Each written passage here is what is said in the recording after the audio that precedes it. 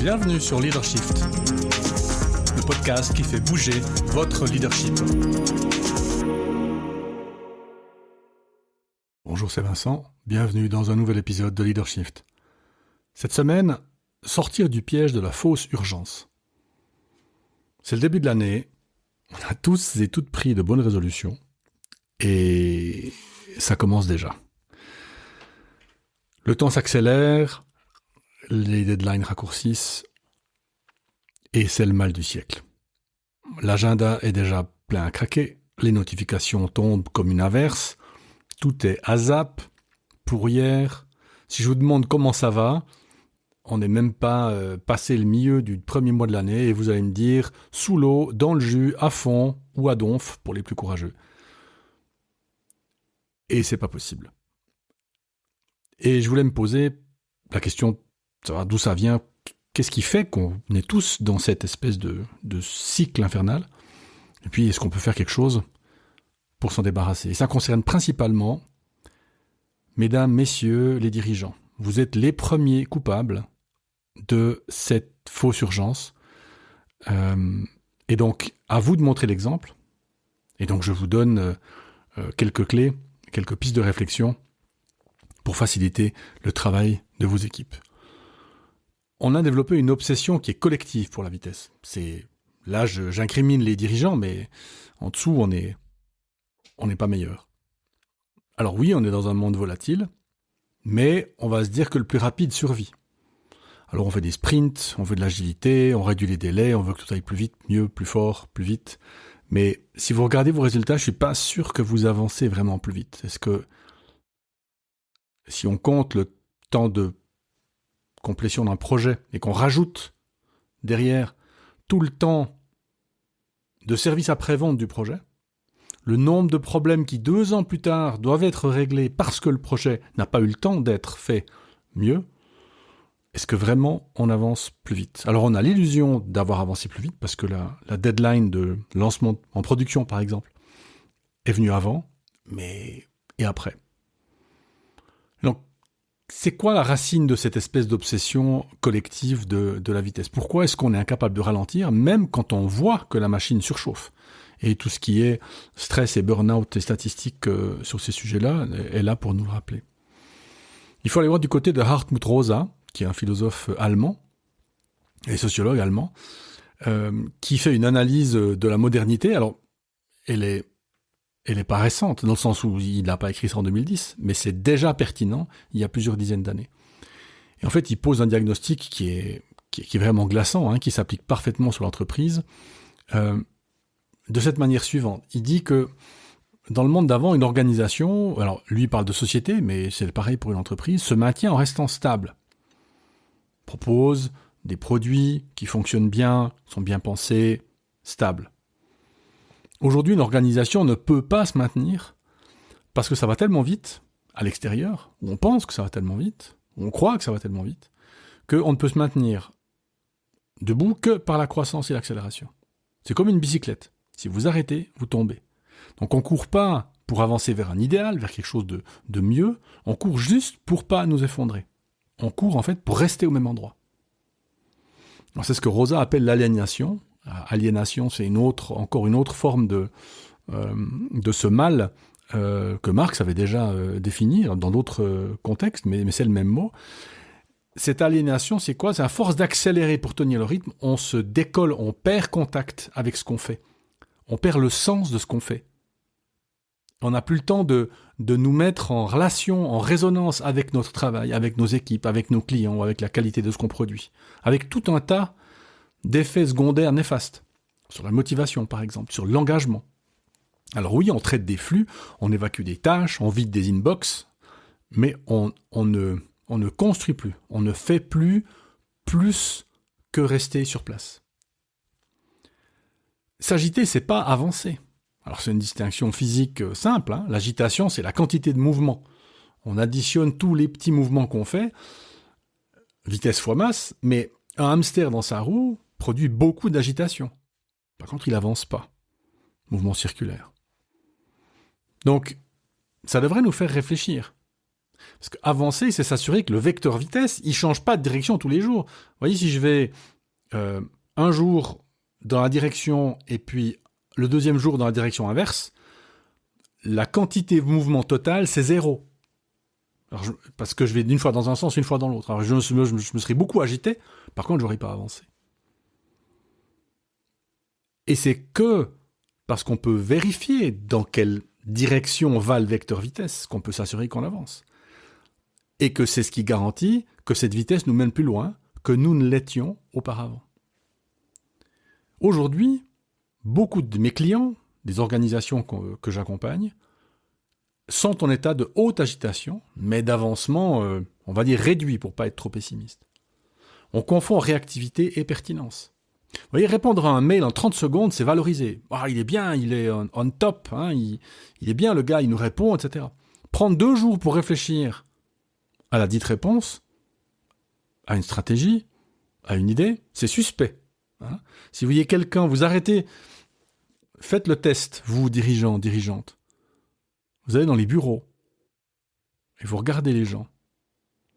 Et surprenez quelqu'un qui ne, entre guillemets, fait rien.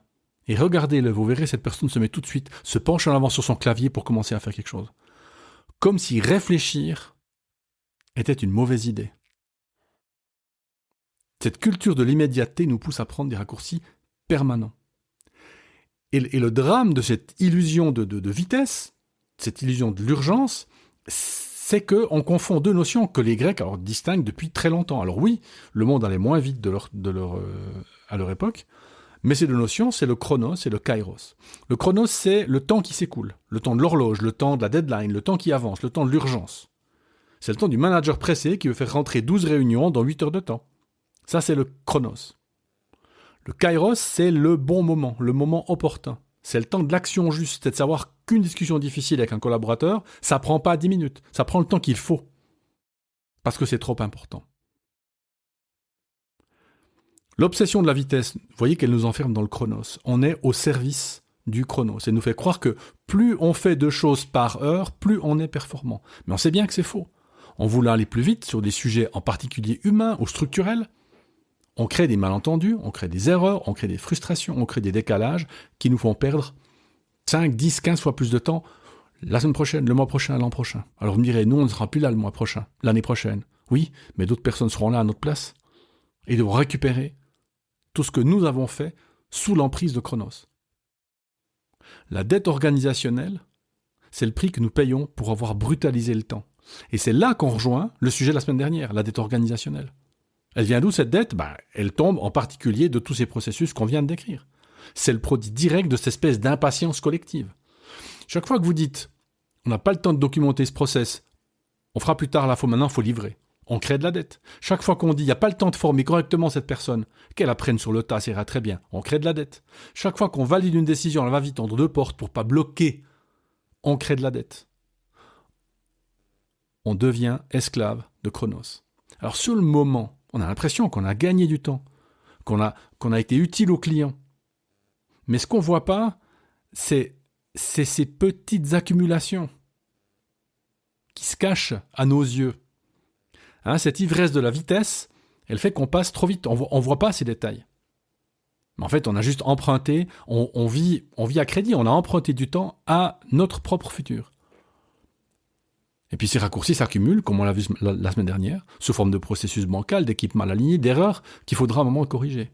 Et puis tout à coup, vous passez 40% de votre semaine à gérer les conséquences de cette précipitation, du travail qu'on n'aurait pas eu si on avait pris le temps. On court de plus en plus vite, mais en fait, on court pour rattraper le retard qu'on a créé parce qu'on a été désorganisé, parce qu'on n'a pas pris le temps de réfléchir. Ce qui devrait nous faire, justement, réfléchir, c'est le fait que il y a des organisations qui ne fonctionnent pas comme ça. Un des exemples, c'est les Navy Seals, donc les forces spéciales de la Navy américaine, ont un adage qu'on devrait mettre dans tous les bureaux de COMEX. Slow is smooth, smooth is fast. La lenteur apporte la fluidité, on va dire, pour smooth, on voit bien, c'est fluide, ça coule, et la fluidité apporte la vitesse. Vous savez, c'est ces moments, c'est ces mouvements un peu circulaire comme ça, hein, très, comment il faut dire, très harmonieux. Comme le tai chi un peu, vous voyez la différence entre le karaté, qui porte des coups très rapides, et le tai chi qui a des coups plus ronds, des formes de mouvements plus ronds. Eh bien nous, il faut qu'on fasse du tai chi organisationnel. Il faut qu'on arrête avec le karaté. Alors c'est un principe qui peut être contre-intuitif, mais vraiment implacable. Si des gens qui sont, alors eux, souvent dans l'urgence de la vie et de la mort, si eux disent « slow is smooth and smooth is fast », pourquoi nous, qui produisons des montres, des voitures, de la nourriture ou que sais-je, pourquoi est-ce que nous, on n'arrive pas à se dire « slow is smooth, smooth is fast ». La vraie vitesse, elle vient pas de la précipitation des gestes, elle vient de l'absence de friction. C'est ça, cette idée de smooth. Il n'y a pas de friction, ça coule. Tout est... Regardez un arrêt de ce temps F1. Alors F1, je ne suis pas un grand fan du sport, mais c'est impressionnant. L'arrêt en ce temps, c'est 2 secondes et demie. Alors c'était 10 secondes, il y a 20 ans. Mais aujourd'hui, c'est 2 secondes, 3 secondes. Est-ce que les mécaniciens, ils s'agitent dans tous les sens? Est-ce que tout le monde court comme des poulets sans tête? Non, c'est hyper calme, hyper précis, hyper chorégraphié, c'est réfléchi. Pourquoi? Ils se précipitent, écrou mal vissé, la voiture repart, perd une roue et ciao. À 300 km/h, ça pardonne pas. En entreprise, ralentir pour fluidifier, c'est comme ça qu'on pourrait traduire le slow is smooth and smooth is fast. Hein. Ralentir pour fluidifier, ça signifie quoi? Prendre le temps de cadrer le problème avant de foncer sur la solution. Prendre le temps d'aligner les équipes, les gens, les motivations, pour éviter les malentendus plus tard, qui coûteront des semaines et des mois de retard. Et puis prendre le temps de nettoyer les processus, nettoyer la documentation, enfin tout ce qu'il faut nettoyer quand on termine quelque chose, pour que la machine tourne sans grincer. Alors concrètement, en fait, je reprends la métaphore automobile, il faut mettre des ralentisseurs. Pour sortir de la spirale de l'urgence, eh bien, il faut imposer des ralentisseurs. Et c'est là que les comités de direction ont une responsabilité disproportionnée. Si vous le faites, tout le monde le fera. Je vous en propose 4. Le premier, c'est, ça veut dire quoi fini? C'est le definition of done. Ça veut dire quoi c'est fini? C'est quand c'est livré? Ah non, c'est pas fini quand c'est livré. Il y a le service après-vente. Il y a la documentation. Il y a le nettoyage du bricolage temporaire. Il y a peut-être d'autres choses que vous connaissez par rapport à vos processus. Le questionnaire de satisfaction rempli par le patient dans un hôpital, par exemple. Là, c'est fini. Si on ne le fait pas maintenant, on ne le fera jamais, en fait. Donc, intégrer le remboursement de la dette dans le temps de projet. Deuxième chose, la réunion de synchro sans agenda. Une fois par ce que vous voulez, par mois, vous prenez votre équipe, vous les mettez au café, puis vous dites « Qu'est-ce qui nous ralentit? Comment est-ce qu'on perd du temps? Qu'est-ce qui est devenu obsolète ou moins approprié?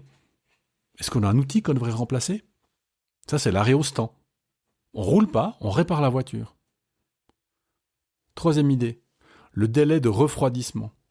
Quand il y a une urgence, entre guillemets, alors hors crise vitale, mais une urgence, vous voyez, avec des grands guillemets, imposez-vous un délai de réflexion proportionnel à l'enjeu.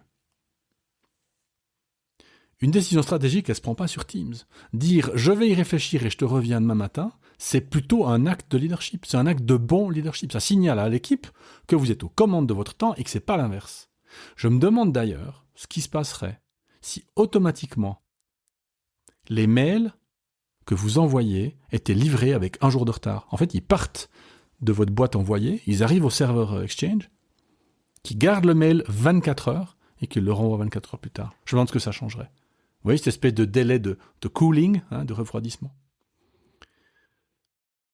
Quatrième chose, le débriefing. Une fois par ce que vous voulez, par mois, par semaine, par projet, etc. Prenez le temps de faire un débriefing avec votre équipe. Vous cherchez rétrospective sur Internet, vous demandez à votre IA favorite, puis vous trouvez des centaines de pratiques qui viennent du monde agile d'ailleurs. C'est quoi ces rétrospectives? C'est des questions qu'on pose à une équipe. Qu'est-ce qui a fonctionné? Qu'est-ce qui a moins fonctionné? Comment vont les gens? Qu'est-ce qu'il faut améliorer? Enfin, toutes des questions simples en fait finalement, mais qu'il faut prendre le temps de faire. Méfiez-vous de votre sentiment d'urgence, de votre propre sentiment d'urgence. Il est souvent conditionné par des choses qui ne viennent pas de l'organisation. C'est souvent en lien avec vos moteurs, avec vos impulsions, avec vos injonctions parentales. L'adrénaline, c'est une drogue qui est très puissante, mais c'est un très mauvais conseiller stratégique. Et votre rôle de leader, je reprends mon message à tous les dirigeants et dirigeantes qui écoutent ce podcast, c'est pas d'être le plus rapide ou la plus rapide. Votre rôle, c'est de construire la voiture, l'organisation qui est capable de durer. Puis pour ça, il faut avoir le courage de dire, moi, je décide de marcher calmement au milieu de tous ces gens qui courent. Parce que marcher calmement au milieu de tous ces gens qui courent, c'est le seul moyen de voir où on va. À la semaine prochaine.